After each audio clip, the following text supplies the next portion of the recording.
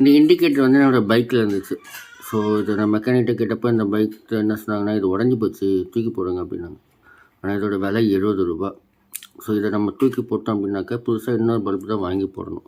ஆனால் இன்றைக்கி வந்து இதை எப்படி ரெடி பண்ணுறதுன்னு பார்க்க போகிறோம். இதில் ஒன்றுமே இல்லை, இதில் வந்து சால்ட்ரிங் மட்டும் தான் விட்டு போச்சு. ஓகேங்களா? அந்த சால்ட்ரிங்கை நம்ம வந்து கரெக்டாக வைக்க போகிறோம், அதான் விஷயம். அதே போல் நம்மள்ட்ட வந்து பைக் பேட்டரி கிடையாது, நார்மல் 12 வோல்ட் எஸ்எம்பிஎஸ் தான் இருக்குது. ஸோ அந்த எஸ்எம்பிஎஸை வச்சுட்டு நம்ம இது எப்படி ஒர்க் ஆகுதுன்னு பார்க்கலாம். சரிங்களா? ஃபஸ்ட்டு நம்ம இந்த பேக் டெர்மினல் வந்து டீசோல்ட் பண்ணிக்கலாம்.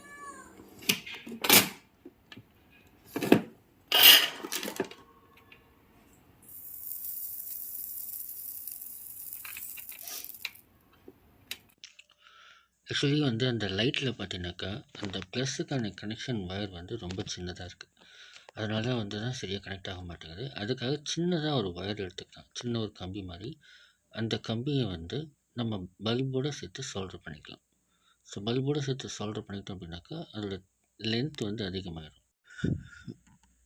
பல்ப் ஹோல்டருக்குள்ளே வச்சிடலாம், வச்சுட்டு கரெக்டாக இருக்குது அப்படின்னாலும் சால்டர் பண்ணுறதுக்கு முன்னாடி முக்கியமாக ஒரு விஷயம், நம்ம பண்ணுற சால்டரிங் ஒயர் எல்லாமே கரெக்டாக இருக்கா அப்படின்னு பார்க்கறதுக்கு முன்னாடி நம்மளுடைய லைட் ஒர்க் ஆகுதுன்னு செக் பண்ணிக்கலாம்.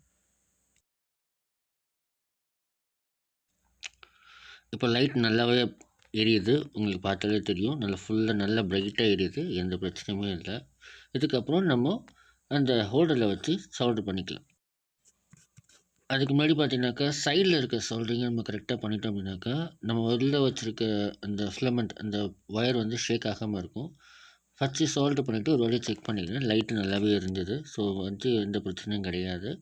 கடைசியாக நம்ம வந்து அந்த மெயின் ப்ளஸ் பவருக்கான ஃபிலமெண்ட்டை வந்து சால்வ் பண்ணிக்கணும். இப்போ நம்ம ஃபுல்லாக சால்டர் பண்ணியாச்சு, பின்னாடி வந்து தனியாக ஹோல்டரும் கரெக்டாக இருக்குது.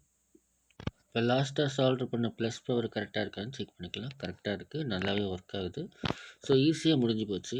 இப்போ இதே மாதிரி தான் நம்ம வந்து சின்ன சின்ன பிரச்சனைகள் நம்ம வந்து எதுவும் சரி பண்ணாமல் தூக்கி போட்டுரும். ஸோ முடிஞ்ச வரைக்கும் அந்த பிரச்சனைகளை சால்வ் பண்ணிக்கலாம். இப்போ இந்த ₹60 எனக்கு வந்து சேவ் ஆகிடுச்சு. இதை நான் வண்டியில் மாட்டிக்க போகிறேன். ஓகேங்களா? ஸோ இதே மாதிரி நிறைய விஷயங்கள் நம்ம யூஸ் பண்ணுற பொருளில் வந்து சின்ன சின்ன பிரச்சனைகள் தான் இருக்கும், அதை நம்மளே சரி பண்ணிக்கலாம். ப்ளஸ் இந்த சால்டரிங் பண்ணியிருக்கேன், சால்டரிங் பண்ணியும் நம்மளுக்கு டேமேஜ் ஆகும் அப்படின்னு பயப்பட வேண்டிய அவசியம் இல்லை.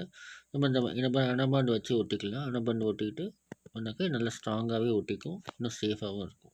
ஓகே ஃப்ரெண்ட்ஸ், உங்களுக்கு இந்த வீடியோ பிடிச்சிருக்குன்னு நினைக்கிறேன்.